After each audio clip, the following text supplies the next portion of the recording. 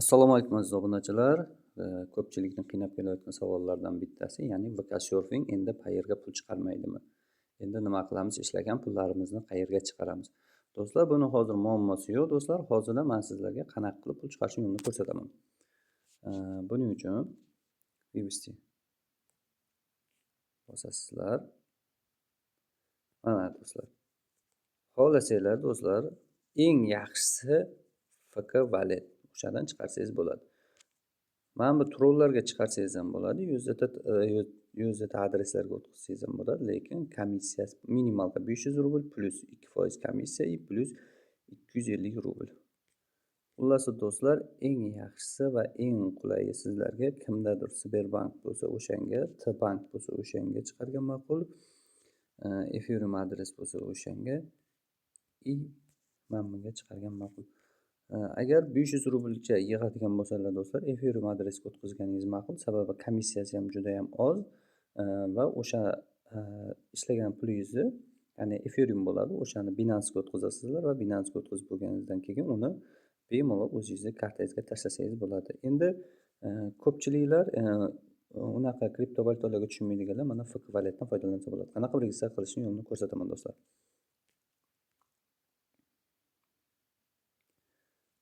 Mana bu yerga do'stlar, xohlasanglar tilni o'zgartirsanglar ham bo'ladi do'stlar. Rus tili. Endi mana bu yerga email adres yozamiz. Mana bu yerga parol kiritamiz. Parollarimizni kiritib bo'lganimizdan keyin registratsiya tugmasini bosamiz. Do'stlar, email adres to'g'ri kelmas ekan, o'shaning uchun Gmail adres kiritdim va Gmail adresimizga mana bunaqa SMS keladi, parol, o'sha parolni kiritamiz. Gmail adresga kirganimizdan keyin mana bunaqa parol keladi. Kod подтверждения почты, o'shani o'zimizni stavit qilamiz, подтвердить. Mana bu yerga xolos Telegram akkaunt ulashimiz kerak ekan, o'shani ham ulab olamiz hozir. Telegram raqamingizni kiritasizlar do'stlar. Telegram raqamini kiritganingizdan keyin Telegramga mana bunaqa SMS keladi, o'shani kopiya qilasizlar. Mana bu yerga joylaysizlar. Telegram raqamini kiritganingizdan keyin. Men robot emasman, tugmasini bosamiz. Zinapoyalar. Keyingisi svetofor, mana bunaqa kapchalarni o'tib chiqamiz. Vayting. Mana do'stlar, ko'rib turganingizdek bemalol kirib oldik bunga. Xohlasanglar o'sha o'tkazgan pullaringizni Telegram Stars ga alishtirsalar bo'ladi. Mana o'tkazadigan joylari do'stlar, Google Play, PUBG ga o'tkazsanglar bo'ladi. Mana sizning bu shot adresingiz bo'ladi do'stlar. Endi pul chiqarishni ko'rsataman. Tak, do'stlar, endi Surfing ga kirib bosamiz, подтвердить qilamiz. Mana adreslarni kiritamiz. Komponentga kirib, настройкаga o'tiladi.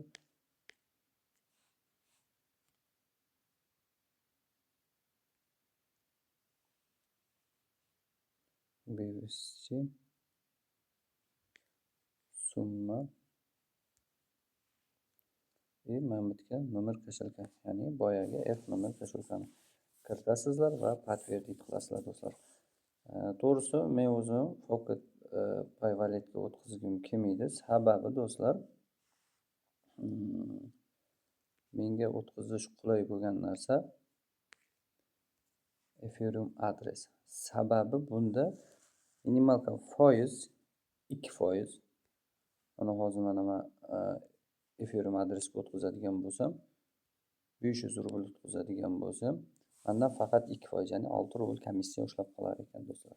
Yo, 10 rubl ushlab qoladi. 333 rublga, ya'ni 6 rubl komissiya ushlab qoladi.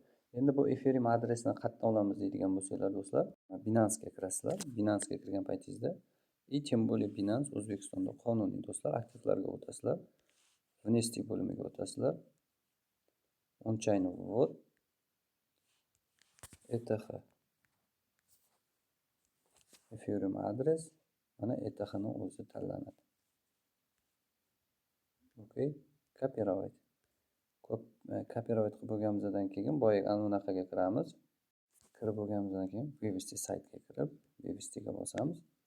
va ETH adresga joylab nomer kошелька ставить qilamiz va вывести tugmasini bosamiz do'stlar. Hozirda menda vывод chiqmaydi, sababi mana 10 rubl komissiyasi bor. Binance'ga tushgan pulimizni o'zimizning kartamizga o'tkazib olishimizda muammo tug'dirmaydi do'stlar. Shu momentalni o'tadi. Do'stlar, video yoqqan bo'lsa like bosamiz. Kimda qanaqa savollar bo'lsa kommentariyga yozib qoldiramiz. Rahmat do'stlar.